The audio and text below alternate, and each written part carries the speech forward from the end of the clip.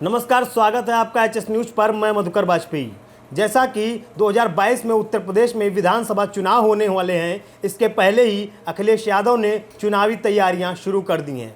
अभी राज्यसभा का चुनाव हुआ नहीं कि अखिलेश यादव ने आमंत्रण दे दिया है विधानसभा के लिए उम्मीदवारी करने के लिए लोगों को। उन्होंने कहा है, फेसबुक पर एक ट्वीट किया है, फेसबुक पर एक पोस्ट डाला है, ट्विटर पे एक ट्वीट किया है और उन्होंने लिखा है कि जो वर्तमान में विधायक हैं, जो उपचुनाव के लिए प्रत्याशी हैं, उनको छोड़कर बाकी जितने लोग हैं वो नामांतरण कर सकते हैं, वो निवेदन कर सकते हैं, प्रत्याशी बन सकते हैं। इसी विषय में हम अपने सहयोगी राज मिश्रा से बात करेंगे। राज मिश्रा, इन्होंने आमंत्रण दिया है लोगों को कि अगर उनके जो कार्यकर्ता हैं, ये पहली बार ऐसा उत्तर प्रदेश में है जब किसी को आमंत्रित किया जा रहा है कि आप हमारे विधानसभा के प्रत्याशी बनने के लिए आवेदन कर सकते हैं। क्या कहना चाहेंगे? देखिए, अखिलेश यादव की अगर आप जो है पुराने आप अखिलेश यादव की रणनीति पर गौर करेंगे तो अखिलेश यादव राजनीति में काफ़ी प्रयोग करने वाले व्यक्ति माने जाते हैं। चाहे आप 2017 का विधानसभा चुनाव देखें, चाहे 2019 का लोकसभा चुनाव देखें, वे अक्सर नए नए प्रयोग करते रहते हैं और प्रयोग पर वो विश्वास भी करते हैं। वो खुद भी कहते हैं कि मैं साइंस का स्टूडेंट हूँ और मुझे प्रयोग करना अच्छा लगता है। 2007 में जब वो चुनाव में आए हुए थे तो उस दौरान उन्होंने कांग्रेस के साथ समझौता किया हुआ था। हालांकि उनका वो प्रयोग सफल नहीं हुआ और वो बुरी तरीके से उनकी हार हुई। 2019 के चुनाव में देखें तो उन्होंने बहुजन समाजवादी पार्टी के साथ समझौता किया। एक ऐसा समझौता जो बहुजन समाज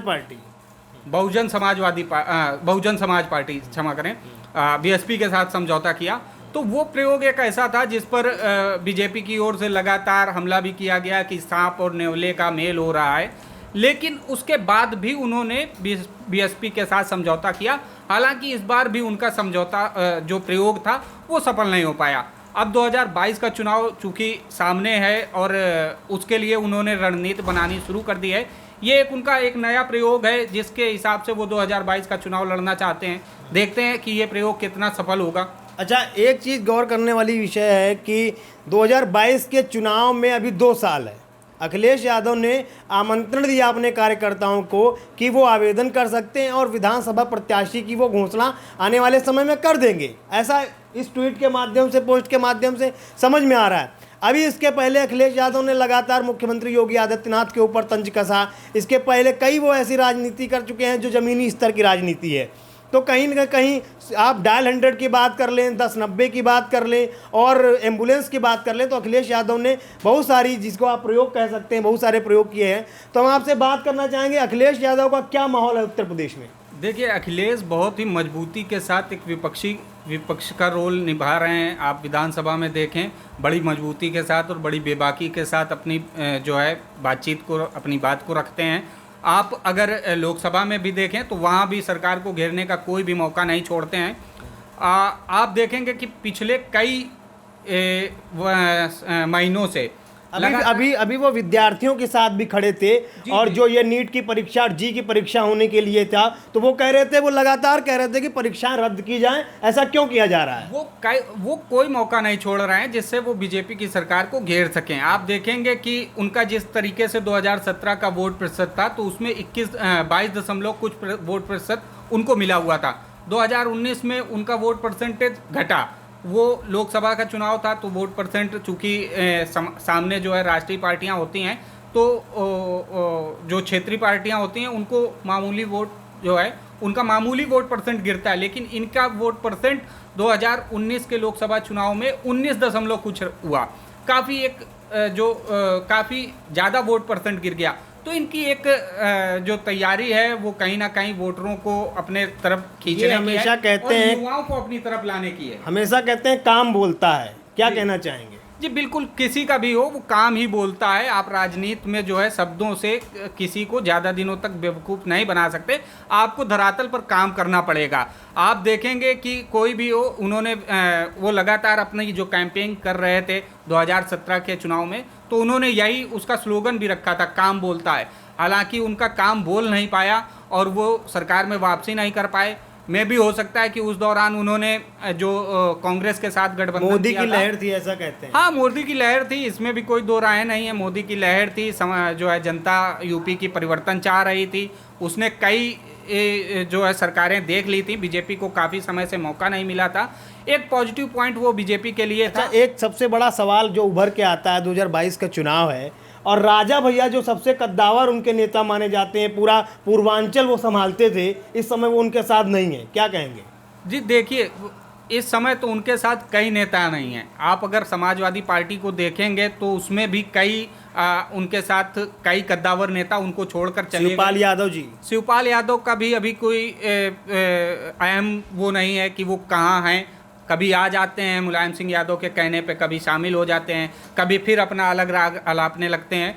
ये जैसे जैसे चुनाव की तारीख नज़दीक आएगी, चुनावी साल नज़दीक आएगा, उस तरीके से तब और पत्ते खुलने शुरू होंगे। आपको क्या लगता है जो इन्होंने ट्वीट किया है, पोस्ट डाला है कि आवेदन इन्होंने मंगाए हैं, आमंत्रण दिया है, तो कहीं ना कहीं जो इनके कद्दावर नेता हैं, जो पुरोधा हैं, जो उसको आप बोल सकते हो मठाधीश हैं, वो इनसे कहीं ना कहीं इस विषय में नाराज़ भी हो सकते हैं कि नए लोगों को मौका दे रहे हैं। और मैं आपसे ये जानना चाह रहा हूँ, अखिलेश यादव के साथ क्या मुलायम सिंह यादव वाला जत्था भी है या अखिलेश यादव केवल युवा वर्ग को ही लुभाने में कामयाब रहे, क्या है?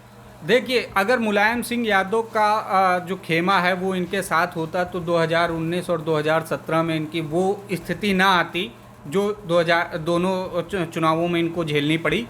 तो कहीं ना कहीं जो इनका जो पुराना वोट बैंक था या जो मुलायम सिंह के जो साथी थे, वो कहीं ना कहीं अखिलेश यादव को स्वीकार नहीं कर पा रहे हैं और अखिलेश यादव युवाओं को ज़्यादा जो तरजीह देते हैं उससे वो थोड़ा सा नाराज़ रहते हैं। लेकिन आप जो बोल रहे हैं कि जो इन्होंने अभी जो इश्तिहार दिया हुआ है, विज्ञापन भी बोल सकते हैं, तो जो दिया हुआ है वो आप देखेंगे कि जो सिटिंग कैंडिडेट में पहली बार ऐसा हुआ, नहीं, जो सिटिंग कैंडिडेट है, बिल्कुल राजनीति में पहली बार है, सिटिंग कैंडिडेट है, जो उसका तो अपना एक अलग वोट बैंक है, वो उनके साथ रहेगा। नए वोटरों को कैसे लुभाया जाए, खासतौर पर युवा वोटरों को कैसे लुभाया जाए, तो वो उसका एक ये नया प्रयोग है। जो भी राजनीति में आना चाहते हैं वो अभी से समाजवादी पार्टी से जुड़ जाएंगे और अभी से एक अपना जो वोट बैंक है उसको समाजवादी के साथ जोड़ने का प्रयास करेंगे। तो कहीं ना कहीं 2022 में इसका इनको फ़ायदा मिल सकता है, जिसकी इन्होंने शुरुआत की है। अगर वो इस बार 2022 में चुनाव लड़ते हैं तो वो क्या लेके आएंगे, क्या लोगों के सामने अपने मुद्दे रखेंगे, बताएं। देखिए, सबसे जो बड़ा उनका मुद्दा है वो उनका यही है कि विकास की बात करते हैं अखिलेश, और ये एक पॉजिटिव राजनीति की उनकी निशानी भी है। वो कभी भी जातिवाद या धर्मवाद पर राजनीति नहीं करते हैं, ये एक अच्छी चीज़ है और अच्छी शुरुआत है यूपी की राजनीति में। अखिलेश हमेशा विकास की बात करते हैं। अगर देखा जाए कि उनके कार्यकाल को, तो आप देखेंगे कि यूपी में जो स्टेट हाईवेज थे उसमें उन्होंने काफ़ी विकास किया। आप चाहे वो आगरा से लखनऊ हाईवे बोलें, हालांकि बाद में वो बीजेपी की सरकार में पूर्ण हुआ। आप लखनऊ में जेट भी उतरवाया। जी जी जी बिल्कुल, वो एक बड़ा प्रोजेक्ट था, उनका ड्रीम प्रोजेक्ट था जिसको उन्होंने पूरा किया। 100 नंबर 108 भी एक, ये भी एक, मैं बता रहा हूँ कि इनके कई ड्रीम प्रोजेक्ट हैं, जिसमें से एक लखनऊ मेट्रो हो गया। उन्होंने उसकी भी, लखनऊ में कोई सोच नहीं सकता था कि लखनऊ जैसे शहर या कानपुर जैसे शहर में मेट्रो शुरू होगी, लेकिन ये अखिलेश यादव की सोच थी। वो लखनऊ, कानपुर, मेरठ ऐसे छोटे शहरों में भी मेट्रो को लाने के 100 नंबर जो डायल 100 की जो बात कर रहे हैं आप, सुरक्षा को लेकर, महिलाओं की सुरक्षा को लेकर उन्होंने एक अलग से महिला डेस्क का जो है स्थापना की थी।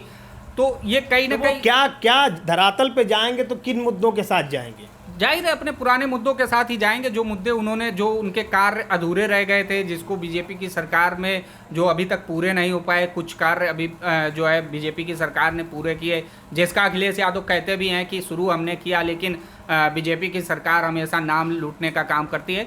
तो ये कई मुद्दे होंगे जिनको लेकर वो वापस जाएंगे। दूसरा सबसे बड़ा मुद्दा होगा यूपी का जो है, जो कानून व्यवस्था है यूपी में, उसको लेकर वो अखिलेश हमेशा हमलावर बीजेपी सरकार पर रहते हैं कि योगी सरकार में गुंडा राज आ गया। तो कानून व्यवस्था को लेकर भी वो हमें अब आने वाले चुनाव में आगे जाएंगे, जनता के बीच जाएंगे।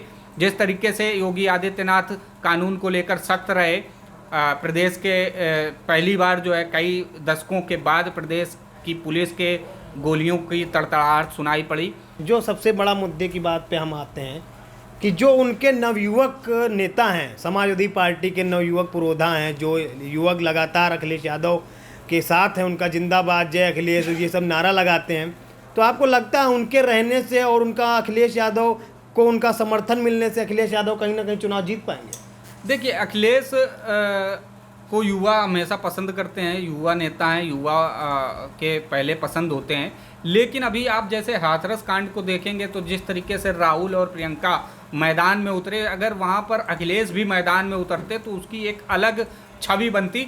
वहाँ आपके कार्यकर्ता जाते हैं, वो लाठियाँ उन पर भांजी जाती हैं और आप एक मजबूत विपक्ष के रूप में हैं, लेकिन आप मैदान में नहीं उतरते, आप सिर्फ ट्विटर पर जयंत चौधरी मैदान में आए, जयंत चौधरी मैदान में आए तो उसका उनको फ़ायदा मिलेगा। आप देखेंगे आने वाले समय में जयंत चौधरी जिस तरीके से उन्होंने जाट वोटर जो सरकार से नाराज़ हुआ जयंत चौधरी की पिटाई को लेकर, उसका उनको आने वाले समय में फ़ायदा मिलेगा। लेकिन अखिलेश यादव को वहाँ पर ज़मीन में उतरना चाहिए था। आपको एक जिस तरीके से प्रियंका और राहुल गए, तो ये राज मिश्रा हमारे साथ थे। इनका कहना है कि अखिलेश को ज़मीन पर उतरना चाहिए, जैसे कि उनके कार्यकर्ता ज़मीन पर हैं और उनको अपने कार्यकर्ताओं से और भी घुल मिल कर उनसे बात करनी चाहिए। अगर वो युवा वर्ग को जोड़ रहे हैं तो कहीं ना कहीं उनको प्रोधा हैं, जो मठाधीश आप बोल सकते हैं, जो शिवपाल के साथ हैं या शिवपाल के और भी कई जो बुजुर्ग लोग हैं, उनको साथ मिला के समाजवादी पार्टी की एक मजबूत नींव रखनी चाहिए।